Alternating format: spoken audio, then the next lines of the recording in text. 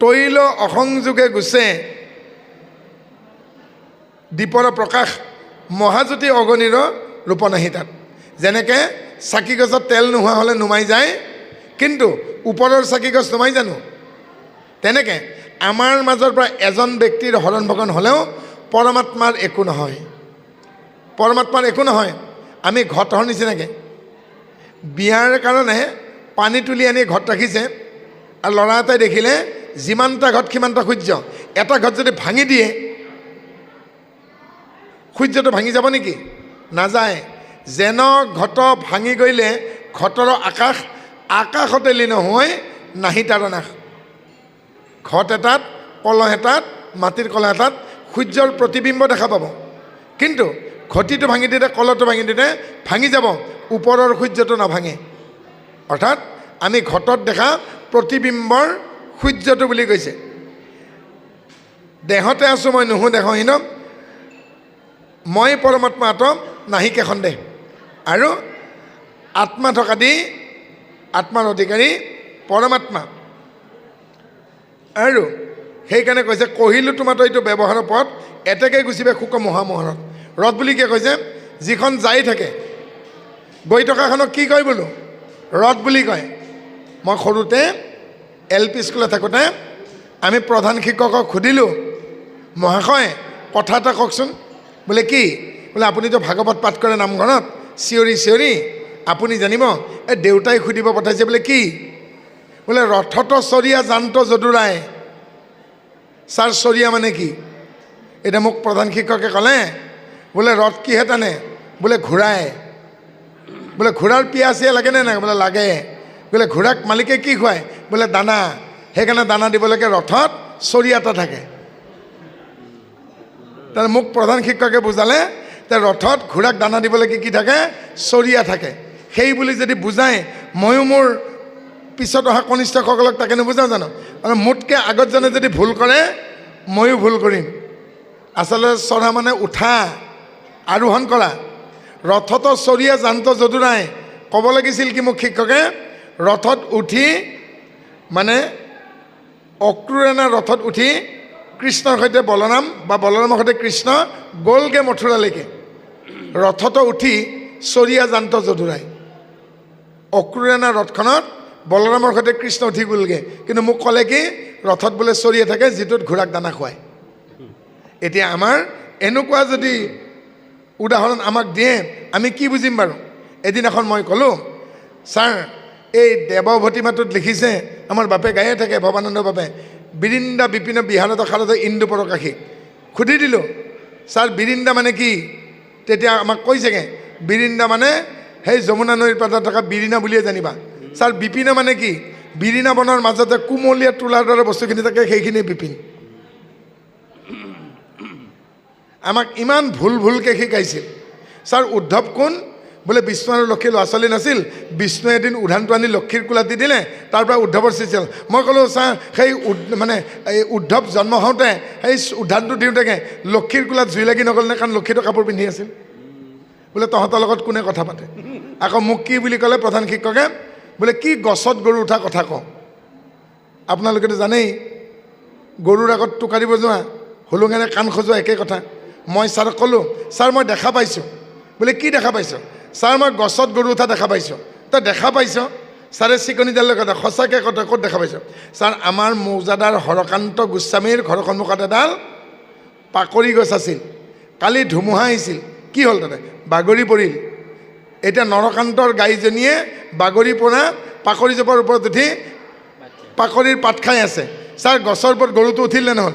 গছডাল থিয় হৈ থকা বা বাগৰি থকাটো একে কথা, গছৰ ওপৰত উঠিলতো। পাইছে বুজি? যেইছা গুৰু সেইছা শিষ্য।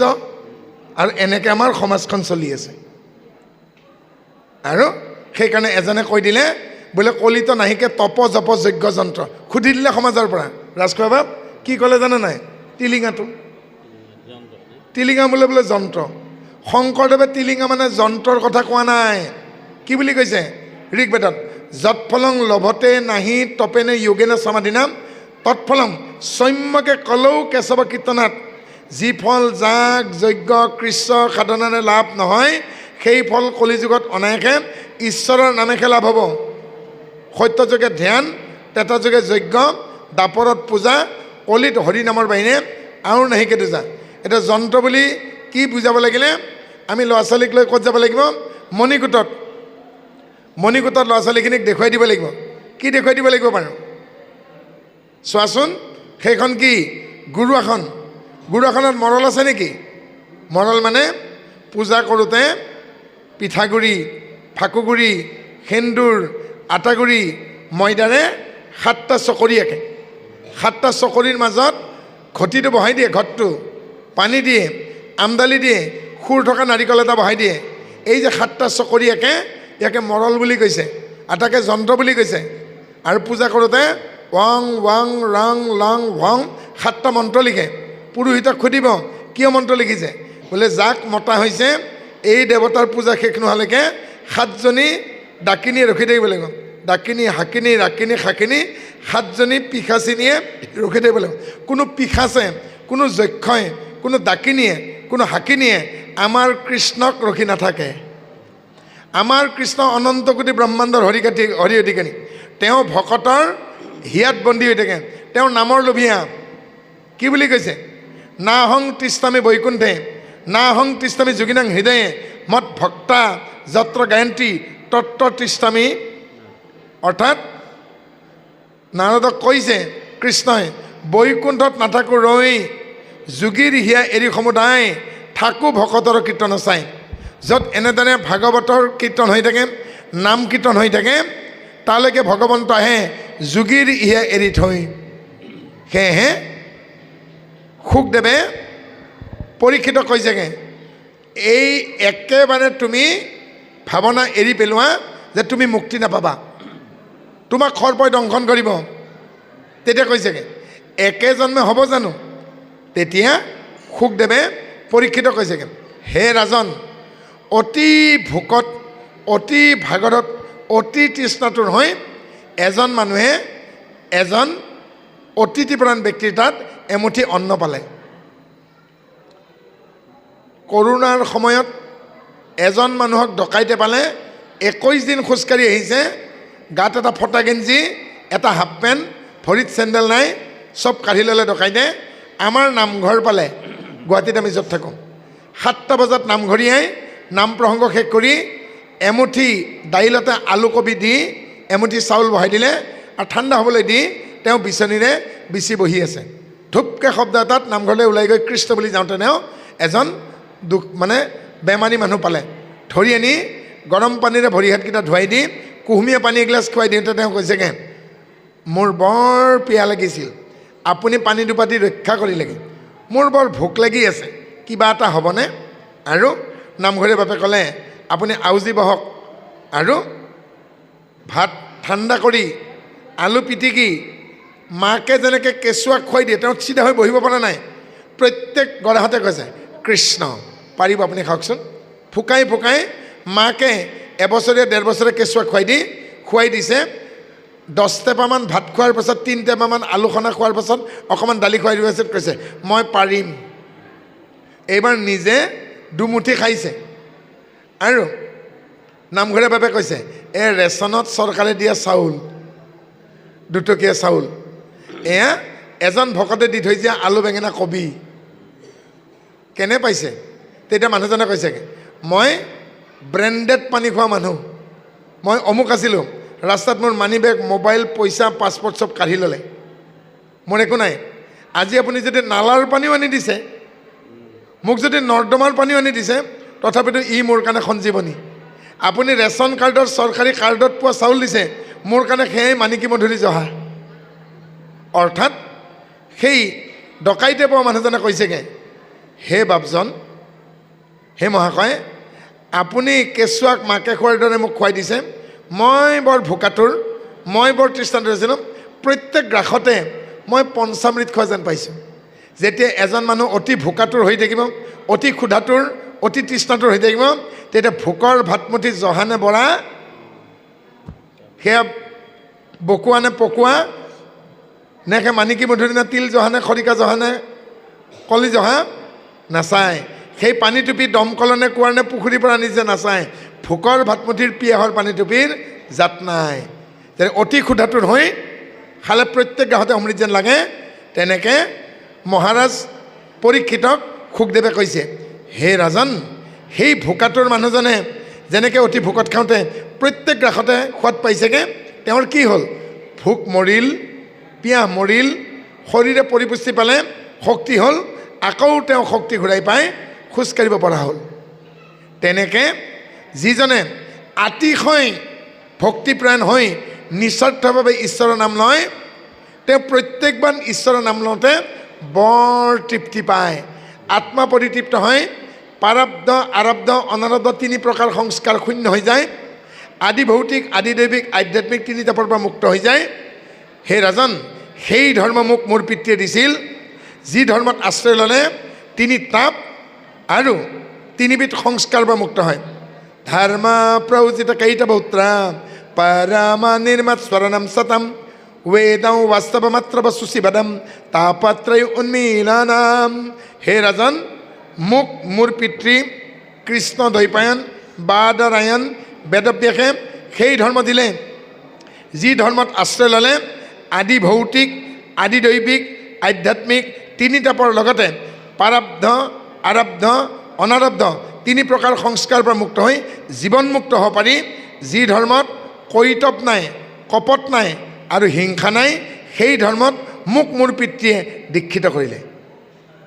হে ৰাজন আপুনিও জীৱনমুক্ত হৈ যাব আপুনি কাৰো ধৰুৱা নহয় আপুনি কৰোঁ বুলি সেই ঋষিজনক অপমান কৰা নাই আপোনাক ঈশ্বৰে কৰাইছে গতিকে এজন ল'ৰাই চুলি কাটিবলৈ গ'ল আহোঁতে দেৰি হ'ল বিহাৰত মই আছিলোঁ আৰু বাপেকে ল'ৰাটোক কৈছেগৈ ইমান সময় ক'ত আছিলি তেতিয়া ল'ৰাটোৱে কৈছে বাবুজি মে নাই কে পাছ গয়া থা নাপিতক হিন্দীত নাই বুলি কয় এক চৰ মাৰিছে বাপেকে বোলে কিয় গয়া থা বোলে বাল কাটনে গয়া থা মানে চুলি কাটিব গৈছে আৰু এক চৰ মাৰিছে তেতিয়া কৈছেগৈ ৩ নম্বৰ চৰটো খোৱাৰ আগতে শুদ্ধ কথা কওঁ তেতিয়া মাকে কৈছেগৈ পৰহিৰ পৰা পৰীক্ষাটোৰ মূৰ ছিঙি পৰিব বাপেৰ বৰ খঙালি তাৰ হাত ধুই যে ভৰিও লগাব তে মাকে কৈছে বেটা তাৰ নাম তৰুণ শব্দটো হিন্দীত বেলেগকৈ মাতে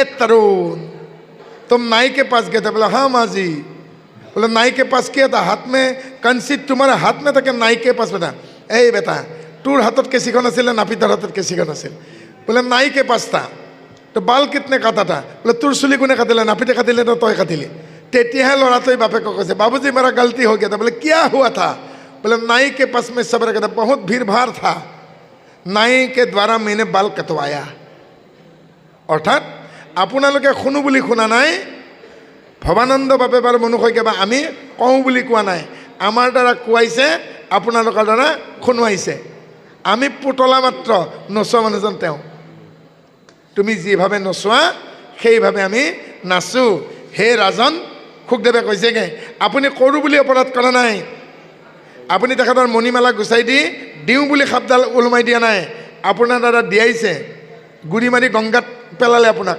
আপুনি যদি সেই অপৰাধ নকৰে আজি ভাগৱত শুনিব নাপায় গতিকে এইখন দ্বাদশ স্কন্ধ ভাগৱত জীৱ ঈশ্বৰ মায়া তৰণ জ্ঞান বিজ্ঞান তদং ৰহস্য জাতি দ্ৰব্য গুণ ক্ৰিয়া এই 12টা মূল কথা 6 দিন 6 ৰাতি শুনিলে অভিশাপ কিমান দিনৰ আছিল 7 দিনৰ ৰাতিপুৱা গ'ল চিকাৰত দুপৰীয়া গ'ল অঘটন আবেলি আহিল ঘূৰি হয়নে পালে সুখদেৱক লগ আৰু আলোচনা কৰোঁতে গধূলি হ'ল কালসাজ লাগিল নিশাৰ প্ৰথম প্ৰহৰৰ পৰা আৰম্ভ হ'ল পৰীক্ষিতৰ হাতত 6 দিন 6 ৰাতি থাকিল দিনত 6 ৰাতি 6 6 12 দ্বাদশখন ভাগৱত শেষ হ'ল এইখন ভাগৱতক পুৰাণৰ সূৰ্য শাস্ত্ৰ বুলি কয় দ্বিতীয় স্কন্ধৰ শেষৰ আগৰ অধ্যায়টিত 10 লক্ষণ আছে চাব 10টা লক্ষণ থকাৰ কাৰণে মহাভাগৱত সূৰ্যটোৱে যেনেকৈ আমাৰ সৌৰজগতৰ বাকীবিলাক গ্ৰহক পোহৰ দি আছে এই মহাভাগৱতে বাকী পুৰাণক পোহৰ দিছে সৰ্গ বিসৰ্গ স্থান পোষণ মনন্তৰ আশ্ৰয় মুকুতি নিৰোধন এই 10টা লক্ষণ থকাৰ কাৰণে এই ভাগৱতৰ নাম মহাভাগৱত। সেই পুৰুষৰ পায়া দৃষ্টি উপজে কাৰণ সৃষ্টি ভয়াকে খৰ্গ বোলে সাধুজন ব্ৰহ্মায়া দিনা নামত স্ৰজে চৰাচৰ যত বিসৰ্গ লিয়াক জান।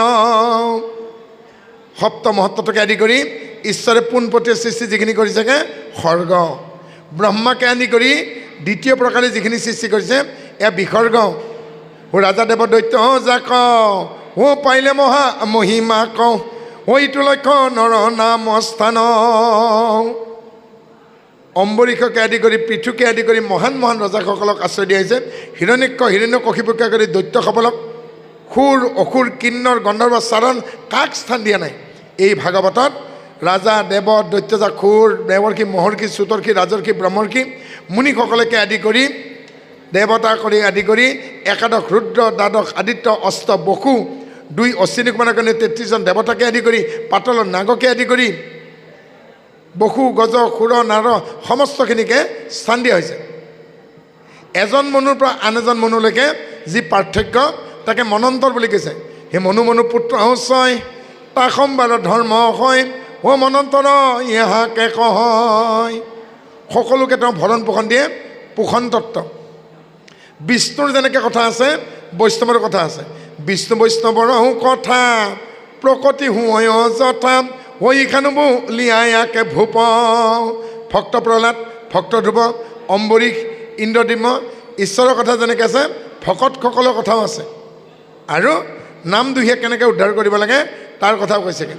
এইবাৰ মুকুতি আৰু নিৰোধনৰ কথা ক'ব। চাৰি মিছা মায়াময় নিজ ব্ৰহ্মৰূপ হয় মুকুতিবু লিয়াকে ভূপ। আৰু শেষত সকলো সংহাৰ কৰি তেওঁ এই লীলাশেষ কৰিব। এনেকৈ সৰ্গ বিসৰ্গ স্থান পোষণ উটিটো থাকি গৈছে মহন্তৰ কোপে ৰাখি হুৱে দুৰ্বাসনা ৰাখি উটি বুলি কৰিলে বৰ্ণন। দুৰ্বাসাই অম্বৰীক ৰজাক পৰীক্ষা কৰিবলৈ গৈ তেওঁৰ নিজৰে অৱস্থা নহ'ল। গতিকে ভকতৰেই পৰীক্ষা হয়, ভকতে অগ্নি পৰীক্ষা দিব লাগে। গতিকে এই ভকতক পৰীক্ষা কৰিব যাওঁতে দুৰাচাৰী পাখণ্ডৰ কি গতি হৈছে উটিত বৰ্ণনা কৰিছে। অকণমান মেলি চাবচোন, অধ্যয়ন কৰিব লাগে। অধ্যয়ন নকৰিলেগে এই বস্তুখিনি নাপাব। মোবাইল হাতে হাতে আছে কিন্তু মোবাইলটোত সকলোখিনি নাপাব। কাৰণ ভাগৱতত এনে বস্তু আছে যিখিনি গুগলেও ঢুকি নাপায়, বহু বস্তু বাকী আছে। গতিকে অকণমান কষ্ট কৰি কেৱল মোবাইলবোৰ টিপি নাথাকি আপোনালোকে পঢ়িবচোন। নাপাই নুচুবিৰ পৰা আঁতৰি আহকচোন। সেইজন শংকৰদেৱে ইয়াক অনুবাদ কৰিলে, যিজন শংকৰদেৱে আইসকলক সকলোতকৈ আগত স্থান দিছিল। খেৰখুটি আইতাক, ৰাধিকা সতীক আৰু চান্দৰী আইক। যিখন ঘৰৰ পৰিচাৰিকা সহায়কাৰী বান্দি বুলি কৈছে, সেই সহায়কাৰী এগৰাকীয়ে যদি বৃন্দাবনী বস্ত্ৰত কল্পতৰো ক'ত হ'ব পাৰে চোতাল সাৰি থকা বাঢ়নীডালে দেখুৱাই দিব পাৰে, তেতিয়াহ'লে সেইখন ঘৰৰ পৰিচাৰিকায়ো ভাগৱত অধ্যয়ন কৰিছিল। নাৰী বুলি পিছ পৰি নাথাকিব। উদ্ধৱৰ আগত কোৱাৰ চলেৰে শংকৰদেৱে দশমত কৈছে, স্ত্ৰী ক্ষুদ্ৰ চণ্ডালে কৰে যদি আমাৰতো ভকতি, তাহাঁতো কহিবা কথা ইটো মহামতী। কিন্তু এনেবোৰ কথাও কিছুমানে কয়, বিধৱা মহিলাই হেনো মাংগলিক কাৰ্যত ভাগ ল'ব নাপায়। তেতিয়াহ'লে যাৰ স্বামী মৰি গৈছে তেওঁ ছোৱালীজনীক বিয়াৰ দিনাখন বিয়া নিদি পেলাই নৈত জাপ দিব নেকি? বিধৱা মহিলাই মাংগলিক কাৰ্যত ভাগ ল'ব নোৱাৰে বুলি কোনো বেদত লিখা নাই। গতিকে এনেবোৰ কথাই সমাজক দিগ্ভ্ৰান্ত কৰে। গতিকে সেইবোৰ কথাত পঠিয়ান নাযাব। গতিকে বহু কথা আহে। এইখন সমাজতে কৈছে ভাগৱতে বোলে অসমীয়া জাতিটোক ধ্বংস কৰিলে। নিজে ভাগৱতত বহে কিন্তু কি বুলি কৈছে, অসমীয়া জাতিটো বোলে ধ্বংস হ'ব ভাগৱত পাঠ কৰি। তেতিয়াহ'লে আপুনি কিয় ভাগৱত পাঠ কৰে? আকৌ এই ভাগৱততে কৈছেগৈ বোলে অম্বুবাচীত নামঘৰ আৰু সত্ৰ বন্ধ থাকিব লাগে। তেতিয়া যিজনে কৈছিল সেই মহাপুৰুষজন যিজন সত্ৰৰ, সেইখন সত্ৰত অম্বুবাচীত এবাৰ নাম প্ৰসংগ কিয় চলি থাকিল? কামাখ্যা যদি গোসানী স্থান হয়, য'ত পশু বলি হয়, এইবাৰো বলি হৈছে, য'ত মহ বলি হয়, ছাগলী বলি হয়, তাতে অম্বুবাচী মেলাত সেই অধিকাৰ মহন্তসকলে কেনেকৈ ভাগ ল'লে নহয় জানো? আমাক যদি মাতৃয়ে জন্ম দিছে, আমি যদি মাতৃ ভুলি অনা নাই, তেতিয়া মাইকী মানুহ অপবিত্ৰ বুলি কিয় কয়? গতিকে এইখন অসমত বাৰে বাৰে নাৰীসকলক মাতৃসকলক অপমান কৰা হৈছে। আজি দিনতো কৈছোঁ, এতিয়াও ক'ম যে কিছুমান ঠাইত লিখা আছে নামঘৰৰ সন্মুখত হিন্দু আৰু হিন্দুমূলীয়াসকলে প্ৰৱেশ কৰিব। শংকৰদেৱে হিন্দু ধৰ্ম প্ৰচাৰ কৰা নাছিল, একশৰণ হৰিনাম ধৰ্ম প্ৰচাৰ কৰিছিল। বহু হাজাৰ বছৰ আগতে হিন্দু ধৰ্ম আৰম্ভ হৈছিল। আচলতে ক'ব লাগে সনাতন বৈদিক ধৰ্ম, সনাতন যে সকলোকে আদৰি লয়। শেষত কৈছোঁ, জীৱন্ত গুৰু বুলি কয়। আজি ৩৫ বছৰ আগত আমাৰ পিতৃক কৈছিল এজন মানুহ আহি পেলাই, আমার না যে গুরু আছে ঠাকুর আছে সে জীবন্ত, আপনি না আমার ঠাকুরের পাশে সরে নিন। ওয়েস্ট বেংগলৰ পৰা আহিছে। তেওঁ কৈছে তেওঁলোকৰ বোলে গুৰুজন জীৱিত। আৰু আমাৰ দেউতাই তেওঁক বহিব দেখি দিছে, তোমালোকৰ গুৰুজনৰ নাম কি? বোলে নিত্যানন্দৰ শাস্ত্ৰী। গুৰুৰ বাবাৰ নাম কি? বোলে দেৱানন্দৰ শাস্ত্ৰী। গুৰুৰ বাবা কি এখনো আছে? না মাৰা গেছে। এবাৰ কৈছে তোমালোকৰ গুৰুৱে বিয়া কৰিছে? বোলে হা সাংসাৰিক। গুৰু পত্নী আছে? বোলে আছে। গুরুর ছেলে মেয়ে কয়টা? বলে 3খানা। বলে কি কি? বড় 2খানা ছেলে, ছোটখানা মেয়ে। বলে কিমানটা বাঁচি আছে? বলে বড় ছেলে মারা গেছে, মেজে ছেলে আছে আর ছোট মাইখানা আছে, সুভদ্রা তার নাম। তেনে কৈছে তহঁতৰ জীৱন্ত গুৰু যদি বাপেকো মৰে, সি বিয়া কৰাৰ পাছত ঘৈণীয়েকৰ পৰা হোৱা প্ৰথম চলি মৰে, ইউটো মৰিব, জীৱন্ত কেনেকৈ হ'ল? দেউতাই কৈছে তহঁতৰ জীৱন্ত গুৰু তাত মই শৰণ ল'ম, কিন্তু তহঁতৰ জীৱন্ত গুৰুটো আকৌ কেনেকুৱা? সেই গুৰুটোৰ বাপেকো মৰে, তাৰ ল'ৰাও মৰে, ই নমৰিব জানো? তেতিয়া দেউতাই কৈছেগৈ তোমালোকৰ এই গুৰুজন কিমান দিন বাচি থাকিব? অমৰ নেকি? এনেকৈ আমাৰ ট্ৰাইবেল মানুহক ঠগাব আহে জীৱন্ত গুৰু বোলে। আৰু বেয়া কথা কয়, তোমালোকৰ শংকৰদেৱ কখনেই মাৰা গেছে, ইমান বেয়া কথা কয়। বোলে আমাদের ঠাকুর এখন জীবন্ত, আমার ঠাকুরের পাশে শরণ নিও, এনেকৈ আমাক ফুচলায়। গতিকে কোনোবাই যদি এনেকৈ ফুচলাব আহে, আমাৰ দেউতাই কোৱাদি ক'ব বোলে তোমালোকৰ জীৱন্ত গুৰুজনৰ দেউতাক মৰিছিল না? বোলে মৰিছিল। তে দেউতাক যদি মৰিছিল, ই কিমান দিন বাচি থাকিব? স্বয়ং জগতৰ ঈশ্বৰেও কি হ'ল, ব্যাধৰ খৰত তেওঁ বিদায় লোৱা দেখিছে। শংকৰদেৱৰ 40 বছৰ বয়সত বিয়া লৈছে, আৰু আমি এই আজিৰ যুগত অমৰ নেকি? সেইকাৰণে কৈছে ব্ৰহ্মা ৰুদ্ৰ আদিও মৃত্যু আছে, আৰু আমাৰ কি কয় জীৱন্ত গুৰু। ভুল নাযাব দেই, এইবিলাক কথাত ভুল নাযাব। গতিকে ক'বলগীয়া বহু কথা আছিল, যাবলগীয়া বহু বাট।